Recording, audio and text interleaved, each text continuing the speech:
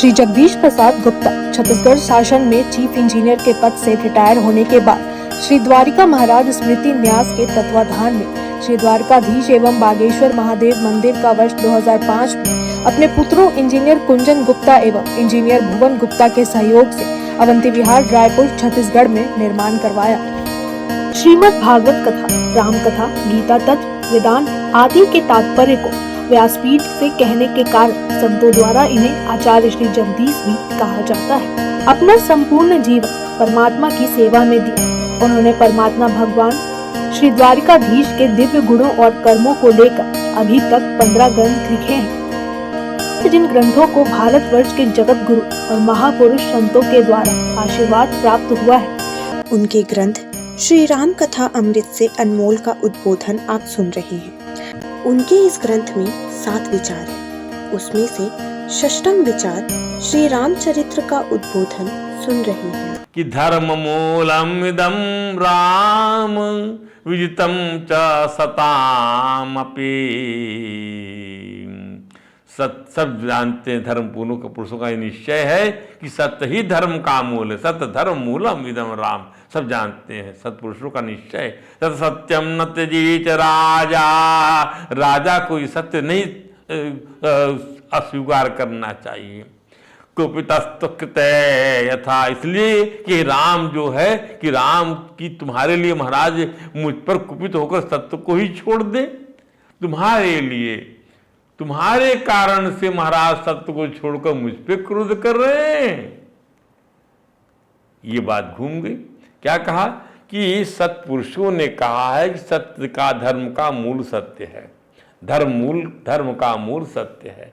और मुझ पर क्रोध कर रहे हैं तुम्हारे पिता, मुझे प्रसन्न करने के बजाय मुझ पर क्रोध कर रहे हैं। बताइए, आपको लेकर, आप उसके कारण में हो। उन्हें ऐसा करना चाहिए। महाराज सत्य का पालन। यदि तद्वक्षते राजा शुभम वा दिवा शुभम कर्षति ततः सर्वमाख्यास्यामि पुनः स्वहम। यदि राजा जिस बात कहना चाहते वह शुभ अथवा अशुभ जो भी हो, तुम उसका पालन करोगे तो वह सारी बातें तुमसे बता सकती हूँ, क्योंकि ये तुमसे तो कुछ कहने से रहे, तुम्हें ना कहीं है ये, तुम कहो तो मैं तुम्हें बता देती हूँ क्या कारण आए। कई कहने से घुमा के उस चीज को घुमावदार तरीके से रख दिया कि किसी प्रकार से राघवेंद्र की मनोदशा का, मनोदशा को जान सके, उनके मन का भाव जान। अरे परमात्मा का तो सत्य के अलावा कोई दूसरा भाव ही नहीं है। कैके जी इस बात से राघवेंद्र को बड़ी व्यथा हो गई। अच्छा लगा नहीं सुनकर। उन्होंने महाराज के सामने कैके से कहा, देवी धिक्कार है, धिक्कार है, तुम्हें मेरे प्रति ऐसी बात मुंह से नहीं निकालना चाहिए। ना तुम्हें ना चाहिए कि इंसान से बद कहा तुम मुझसे कराओ। भगवान राघवेंद्र कह रहे हैं। हम जो बीच बीच में अवध की भाषा बोलते हैं तो गोसाई जी की लिखी हुई भाषा भी अवध में भगवान के तत्व को बखानती है। और हम चूंकि वहीं से हमारा संबंध है, चित्रकूट की जगह से, इसलिए हम उसी भाषा को बोल जाते। हम बड़ा आनंद देती है वो भाषा। एक बार कानपुर जब बोलने गए तो लोगों ने कहा इसी भाषा में आप बोल दीजिए। और जो प्रसंग जिस भाषा में अच्छा लगता है उसको उस भाषा में बोलते हैं। पूरी गोसाई ने तो पूरी रामायण ही अवधि में लिख डाली है जी। कितना रस है उसके अंदर, उस अवधि में। मैं राजा की आज्ञा मात्र से ही आग में कूद सकता, मैं कूद सकता हूँ आग में कूद सकते हो मैं, जहर आए खा सकते हो मैं, समुद्र में डूब आ सकते हो मैं। मैया, मैं उनकी आज्ञा पाकर क्या नहीं कर सकता मैं। वे मेरे पिता हैं, गुरु हैं, हितैषी हैं। ये देखिए, जानते भी नहीं क्या बात है, जानना भी नहीं चाहते क्या बात है। मेरे गुरु है, मेरे पिता है, तो इसलिए माँ निशंक होकर वह बात बताइए जिससे महाराज इतने दुखी हो रहे हैं, इतना संताप उनके अंदर में घुसा हुआ है, रो रहे हैं, लंबी लंबी सांसें ले रहे हैं। श्री राघवेंद्र ने कहा, करिष्ये प्रतिजाने च रामो द्वितीय दुर्ना विभासते। मैं प्रतिज्ञा करता हूं, नाम से पूर्ण करूंगा, राम 2 तरह की बातें नहीं करता। करिष्ये प्रतिजाने ना रामो द्विनाभिभासते, द्विनाभिभासते। कैकेयी ने आगे बताया वो कहानी, ये कथा। एक समय की बात है, राम जब देवासुर संग्राम में तुम्हारे पिताजी को महाराज शत्रुओं के बाणों से बिंद गए थे, तब मैंने महासमर में इनके प्राण बचाए थे। मेरे इस कार्य से प्रसन्न होकर महाराज ने मुझे 2 वरदान दिए थे। हे राघव, उन्हीं वरदानों में से एक वरदान के द्वारा मैंने महाराज से याचना कर भरत के लिए राज्याभिषेक मांग लिया, और दूसरा यह कि मांगा कि तुम्हें आज ही 14 वर्षों के लिए आज ही तपस्वी के वेश में दंडकारण्य भेज दिया जाए। भरतश्चाभिषिच्येत यदेतभिषेचनम तदर्थ विहितम राज्ञा तेन सर्वेण राघव।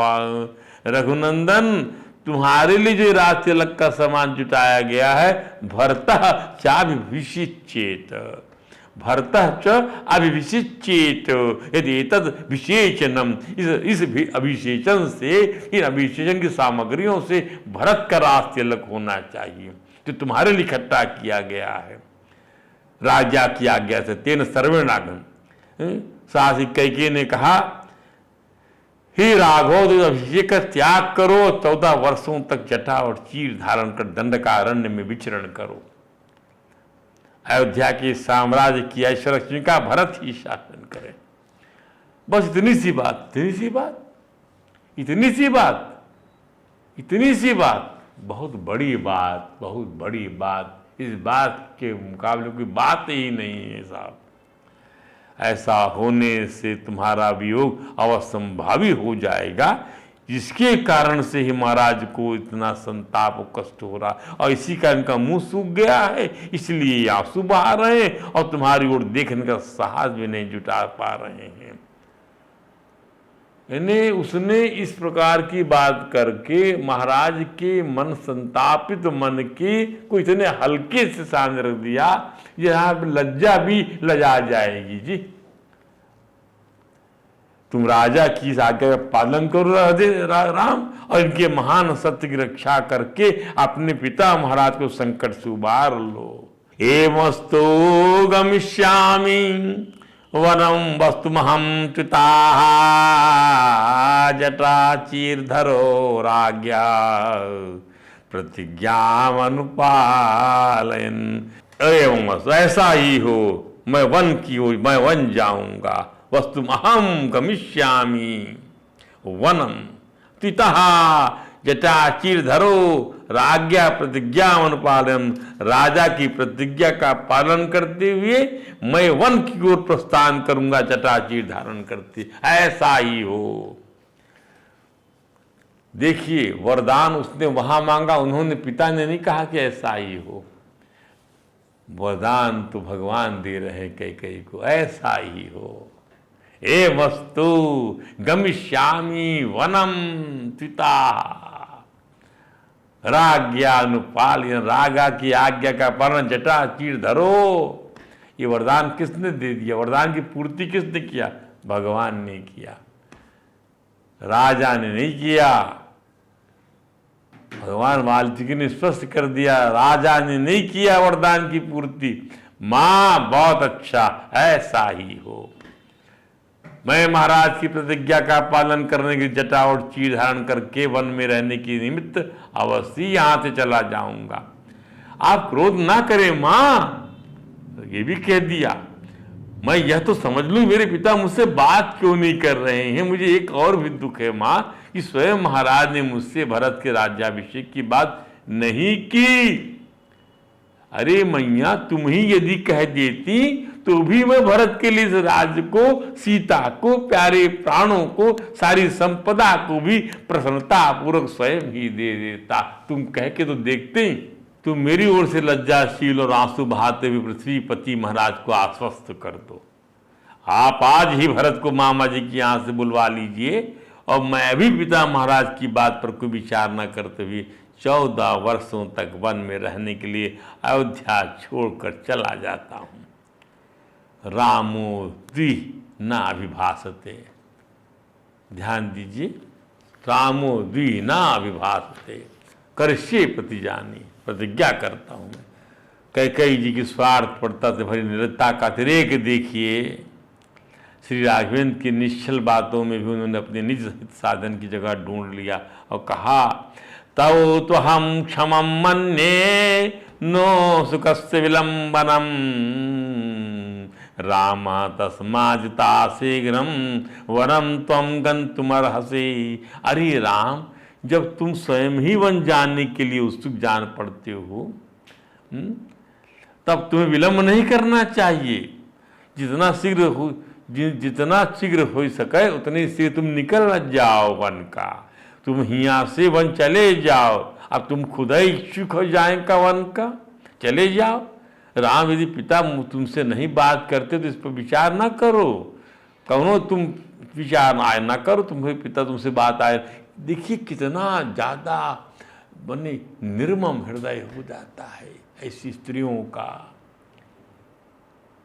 कैसे हो जाता है, किस प्रकार से हो जाता है। पूरा संसार इसी प्रकार के फेर में पड़ा हुआ साहब। इसलिए भगवान का चरित्र अद्वितीय और अनमोल है। इस अमृत का पान हमेशा करते रहिए और त्याग में जिए, त्याग में जिए। ले लो भाई, जो चाहिए वो ले लो भाई, जो चाहिए वो ले लो भाई। तुम तो जब तक नगर से वन नहीं चले जाओगे तब तो तुम्हारे पिता इन्हीं तान से जो है स्नान भोजन नहीं आए करेंगे। कैकेयी की बात सुनकर संतत महाराज ने गहरी सांस लेकर कहा, धिक्कार है तो ही धिक्कार है। कैकेयी तो ही धिक्कार है, धिक्कार है। 100 गुना 10 गुना 1000 गुना धिक्कार। इतना कष्ट काहे पहुंचा रही है तय। देखिए ये भी एक प्रकार का विलास है। एक दाम्पत्य के अंदर जैसा विलास का क्षण आता है, पत्नी बराबर से रहती है तभी इस प्रकार की बातें कर सकती है। क्योंकि उसको, वो भी आपको देखती है बिना कपड़ों के, उसको आप भी देखते हैं बिना कपड़ों के। तो ये जो है मर्यादा खत्म हो जाती है। इसलिए ये सब बातें निकल के आती हैं। इसलिए मर्यादित ही आचरण जीवन में शोभा पाता है। ध्यान दीजिएगा। राघवेंद्र ने महाराज को उठाकर बैठा दिया और घोड़े के भांति जो कोड़े खाकर सरपट दौड़ता है, स्वयं बन जाने को उठा। यानी 1 मिनट रुका, 1 सेकंड भारी आए पड़ रहा था भगवान का, मैं रुके का।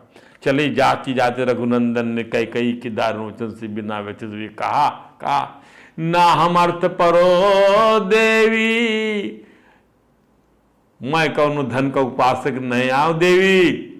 संसार में धन का उपासक बन के मैं नहीं रहना चाहता हूं। तुम विश्वास रखो, लोक भाव तुम सहे विद्यमाम ऋषिभिस्तुल्यम विमलम धर्मास्तम यद तद्भवतः कि शक्यम कर्तुम प्रियम मया प्राणानपि परित्यज्य सर्वथा कृतमेव ताता। तुम विश्वास करो, मैंने भी ऋषियों की भांति निर्मल धर्म का आश्रय ले रखा है। ऋषिभी तुल्यम विमलम धर्माश्रितम विद्धि, जानो मुझको। पूज्य पिताजी का जो भी कार्य मैं कर सकता हूं उसे मैं प्राण देकर भी पूरा करूंगा। उस कार्य को तुम किया हुआ ही समझो मां। यत तत्र भवतः किंचि शक्यम कर्तुम प्रियम मया, उसे मैं प्राण देकर भी पूरा करूंगा। प्राण प्रत्यज सर्वथा कृतमेव तत्, उस कार्य को तुम किया, मुझे मेरा विश्वास करो कि मैं शीघ्र ही वन के लिए प्रस्थान करूंगा। इसके अतिरिक्त श्री राघवेंद्र ने कुछ बातें अपनी माता कैकेयी से कहा जिसके आधार पर रामचरित की उदारता के दर्शन होते हैं। श्री राघव ने कैकेयी से कहा, हे माँ, पिता की सेवा अथवा उनकी आज्ञा का पालन करना महानतम धर्म है। इसको आप लोग नोट कर लीजिए। पिता की सेवा अथवा उनकी आज्ञा का पालन जीवन पुत्र का पिता के लिए ही होता है। जो कह दें वो, आपका अपना कुछ नहीं। ये नए जमाने की जो हवा है ना, इसका कोई शास्त्रीय आधार नहीं है। ये आपको वतन की गर्त में ले जा रही है। क्योंकि पिता त्याग और तपस्या पर आधारित जीवन से अपने पुत्र का पालन पोषण और धर्म सम्मत काम करता। पिता और पुत्र जो है वह धर्म के रास्ते से हट जाता है तो पिता का पड़ला सर्वथा भारी हो जाता है और अंततोगत्वा पुत्र जो है वो गड्ढे में गिर जाता है। इसलिए पिता की सेवा करना और धर्म का पालन करना महानतम धर्म है। इस धर्म से बढ़कर और कोई भी धर्माचरण नहीं है। यद्यपि पिता महाराज ने तो मुझसे बन जाने के लिए नहीं कहा, तथापि मैं तुम्हारे ही कहने से 14 वर्षों तक भूतल पर निर्जन मन में विश्वास करूंगा। क्या बात कही है। राघवेंद्र ने कह दिया, पिता मोहि नहीं कहिन कि वन चले जाओ, तुम आए कह रही हो तो मैं जा रहा हूं वन का। 14 साल तक रही हूं मैं, जख लो तुम कि कौनो विरोध नहीं है। तुम्हारी पिता की बात छोड़ दो, तुम्हारी बात मैं मानता हूं। मां कैकेयी, तुम्हारा मुझ पर पूरा अधिकार है, तुम भी मुझे आदेश दे सकती हो, तो तुमने सीधे स्वयं मुझसे वन जाने के लिए क्यों नहीं कहा? इससे तो यही जान पड़ता है कि तुम मुझ में कोई गुण नहीं देखती। क्या बात है। एक बार मुझसे कहते तो आप, भगवान कहते एक बार मुझसे कहती तो माँ कि तुम वन चले जाओ राघव, अब भरत को राज्य दे दो। मैं कभी भी जो है आपकी बात को नहीं टालता। आपने मुझे अंग्रेजी कहते अंडर एस्टिमेट किया आपने मेरा आकलन जो है निम्न स्तर का आकलन किया है कि राम को जो है नहीं मानेगा मेरी बात, तो मैं महाराज से कहलवा देती हूँ। महाराज से कहलवा तो महाराज तो कहीं नहीं, भगवान उलट दिया। उन्होंने तो नहीं कहा तुम्हारी बात को मैंने माने, तुम महाराज से यही कहलवा रही हो। अब देखो क्या होता है। परिणाम की जवाबदारी, उसका उत्तरदायित्व तो तुम पर ही आ जाएगा, महाराज पर कुछ नहीं आएगा। सारे लोग तुमको थूकेंगे। अच्छा माँ, मैं कौशल्या से आज्ञा ले लेता हूँ माता, अपनी मैया से, और अपनी पत्नी सीता को समझा बुझा लूं। आज ही दंडकारण्य के लिए प्रस्थान कर जाऊंगा। आज ही सुबह यहाँ आए, सुबह ये बात सुनी और आज ही निकलना है। ध्यान दीजिएगा आप, कितना समय है, दिन भर का समय। ये दिन भर काटे नहीं कटेगा। अयोध्या का ये दिन बड़ा मनहूस दिन हो गया, बड़ा मनहूस दिन हो गया। भगवान राघवेंद्र ने अपनी विलाप करते पिता महाराज श्री दशरथ और अनार्य कर्म में प्रवृत्त माँ कैकेयी के चरणों में प्रणाम करके उस भवन को छोड़ दिया। लक्ष्मण जी को क्रोध तो बहुत आया, परंतु वे भी आंसू बहाते हुए अपने ज्येष्ठ भ्राता के पीछे पीछे चल दिए। श्री राघवेंद्र ने राज तिलक के लिए लाई गई पवित्र सामग्रियों का सम्मान करते हुए उनकी परिक्रमा किया और धीरे धीरे आगे बढ़ गए। सामग्रियों पर किंचित भी दृष्टिपात नहीं किया, दृष्टिपात नहीं किया, देखा भी नहीं उस ओर की क्या सामान आया है। भगवान वाल्मीकि लिखा है, न चासमातीम लक्ष्मीम राजनासोपकर्षते लोक कांतस्या कांतत्वाक्षीतरस्मेरिवा क्षयाः ना चास्य महतीम लक्ष्मी राजनासोपकर्षति। श्री राघवेंद्र त्रिभुवन कमनीय हैं। राज ना मिलने से उनकी कांति अखंडित बनी हुई थी। राज्य ना शोपकर्षति लोक कांत से कांतत्वाक्षित समय क्षया। ये क्षीण होने पर चंद्रमा की सहज शोभा का आकर्ष नहीं होता, क्षीण होने पर भी चंद्रमा की शोभा, सहज शोभा का आकर्ष नहीं होता, चांदनी छिटकी रहती है। वन जाने को श्री राघव उत्सुक थे। राघव की इस नरलीला में उनके चित्त में सर्वलोकातीत जीवन मुक्त महात्मा की भांति कोई विकार नहीं देखा जा सकता। ये विकार केवल यही नहीं साहब, ये विकार हमको जो है हमारे चित्त में कभी ना आना चाहिए।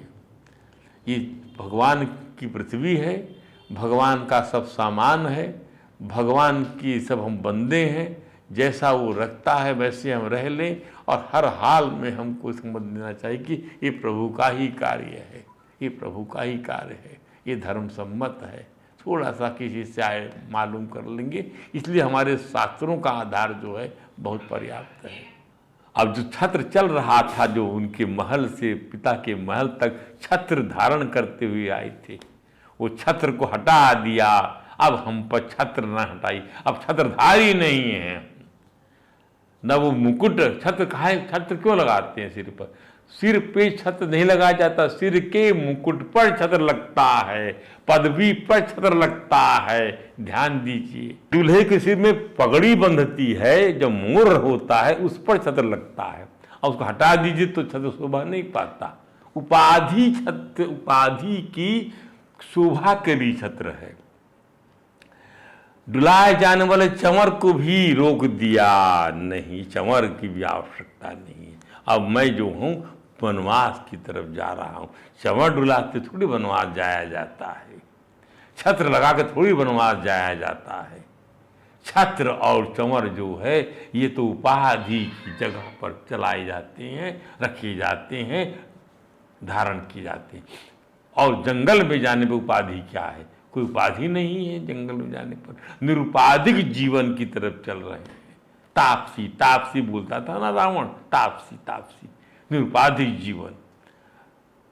नागरिक सेवा ही स्वीकार नहीं है भगवान को। अजीब स्थिति में भगवान की लीला, भगवान की लीला ये भगवान ही कर सकते हैं, किसी मनुष्य के बस की बात नहीं है। और मन को सर्वथा अपने नियंत्रण में रखकर अपनी माँ कौशल्या के महल में आ गए। राम राज्याभिषेक की राज्य तैयारी, राज तिलक की पूर्व रात्रि में काम शक्ति के द्वारा राम भक्ति को पराभूत करने का कुटिल स्त्री चरित्र और स्वयं अखंड ज्ञान और परम भक्ति के आश्रयभूत स्वयं श्रीमन नारायण का अलौकिक मानव चरित्र, इन सभी बातों को यत्किंचित समझने के लिए हमने अति संक्षेप में सभी बातों को आपको बताया है।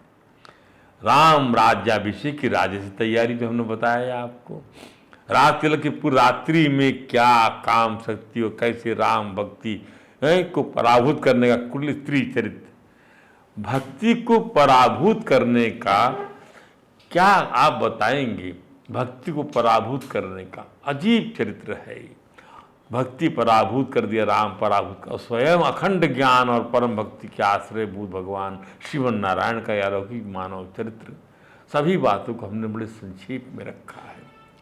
परंतु इसके पहले घटनाओं में हमने देखा कि राघव को न तो राज तिलक और न ही राज तिलक का उत्सव और न ही सतुराइस कई सामग्रियां, इस हेतु इनका अभिनंदन आदि जितने भी प्रसंग घटित हुए, इन सब में सबसे बड़ी बात यह है कि श्री राघव ने स्वयं को दिए जाने वाले राज्याभिषेक का आकलन नहीं किया। वे तो सभी भाइयों को राज्याभिषेक के योग मानते थे, बड़े छोटे का भेद ही नहीं था उन्हें। फलस्वरूप वे स्वयं को राज्याभिषेक के दिन ही राज से निर्वासित किए जाने के प्रति किसी भी प्रकार के संतप्त मानस का परिचय नहीं दिया। वो तो पहले से इस बात कह दी कि भाई सबको राज्य देना चाहिए था। हमने आपको संकेत भी दिया था। अपने अज्ञान से अनेक उपाधि धारण कर जीव स्वयं आकलन करता है। राघवेंद्र की चित्त की यह सुस्थिरता अलौकिक है कि मुझे राज तिलक दिला नहीं, सबको राज तिलक मिलना चाहिए, सब भाई तुम साथ में हुए। हम तो रानी, बड़ी रानी के लड़के होने से हम बड़े हो गए क्या भाई? ये भगवान तो उनके मन में ये बातें नहीं है, उनका मन संतप्त ही नहीं है, उनके चित्त की ये सुस्थिरता अलौकिक है। जीव स्वयं, मनुष्य में चीज आ ही नहीं सकती साहब। वो तो कई बार भगवान के चरणों का ध्यान करने पर शायद आ जाए तो कोई बातें आ जाए। जीव स्वयं आकलन करता है, अपने अज्ञान से अनेक उपाधि को धारण करता है और देह बंधन के कारण मन को विवेक के अंकुश से नियंत्रित नहीं कर पाता है। श्री राघव पूरे घटनाक्रम में अपनी विमाता कैकेयी से यही कहते हैं कि माँ, तुम भी तो मुझसे वन जानने को कह सकती थी, परंतु लगता है मेरे बारे में आपको ऐसा एक भी गुण दृष्टिगत नहीं हुआ। आपने मुझे मेरे व्यक्तित्व को कम आंका है कि मैं आपकी बात की अवहेलना कर देता शायद, इसलिए आपने महाराज से कहलाना चाहा, इसी पर उन्होंने तो कहा नहीं। फिर भी मैंने मान लिया कि जो घटनाक्रम घटित हो रहा मेरे पिता को ये चीज़ साल रही है, वह ऐसे में सत्य का पार, मेरे पिता को मैं झूठा नहीं साबित कर सकता। मैं केवल और केवल आपकी आज्ञा पाकर दंडकारण्य चला जाता। तुमने निष्प्रयोजन ही पिता हमारे तक दुख और संताप पहुंचाया। कोई बात उन्होंने फंसाया कपट जाल में, भगवान ये कह रहे हैं, कपट जाल में फंसाकर उनको उनकी वाणी से, उनके वरदान का हवाला देकर उनको जो है अपयश का जो है भय दिखलाया, उनको वो संसार उनका जस गाएगा ये बतलाया। उनके उनके संतुलन को बिगाड़ दिया माँ तुमने। कोई बात नहीं, ये मेरे समझने का विषय नहीं है। पुत्र के रूप में पिता की निर्विवाद आज्ञा मानना ही मेरा धर्म है, यही मेरे पालन का विषय है, मेरे समझने का विषय ये नहीं है। श्री राघवेंद्र ने उसी क्षण धर्म का पालन तत्परता से प्रारंभ कर दिया। दंडकारण्य भेजने वाली माँ को भी अपना हितैषी जानकर चरणों में सिर झुकाकर प्रणाम किया है। पिता की आज्ञा के पालन में सतर्कता का निर्वाह कर छत्र और चंवर की राजसी सेवा तत्काल बंद करा दिया। रात तिलक की लाई सामग्री पर कोई क्रोध नहीं प्रकट किया कि फेंक दिया जाए, चांदी की थाल को फेंक दिया जाए, स्वर्ण की थाल को फेंक दिया जाए, मेवे मिष्ठान इत्यादि को फेंक दिया जाए, तिरस्कार कर दिया। नहीं नहीं, परिक्रमा किया है, परिक्रमा के सम्मान प्रदर्शित किया है। रात तिलक की सामग्री पर कोई क्रोध नहीं किया, सामग्रियों की परिक्रमा किया। भरत को और श्री भरत को इसी बहाने अग्रिम शुभकामनाएं भी दे दिया अपनी माँ कैकेयी की कुटिलता पर कि हे राम, तुम जब तक जटा बांध कर चीर धारण कर वन को नहीं जाओगे, तुम्हारे पिता न खाएंगे न स्नान करें। ऐसे वचन बोलने वाले अति कुटिल मानस को अपने अंतःकरण कोई स्थान नहीं दिया, किसी प्रकार की उष्ण प्रतिक्रिया नहीं दिया। यही बात जीव को समझना चाहिए। क्यों हम अपने अंतःकरण को बाहरी राग देश से आहत करते हैं और परमात्मा की प्राप्त प्रीति से वंचित हो जाते हैं। श्री राम की चरित्र का यह पक्ष अद्भुत है और अंतःकरण को विशुद्ध बनाने के लिए अत्यावश्यक है। अब अगली कथा जो भगवान राघवेंद्र अपनी माँ के यहाँ पहुँचेंगे सब बताएंगे। ये कथा हम आपको बाद में सुनाएंगे। आज यहीं विश्राम देते हैं। बोले सियावर रामचंद्र की जय, पवन हनुमान जी की जय। हरे राम राम राम हरे हरे, हरे कृष्ण कृष्ण कृष्ण हरे हरे।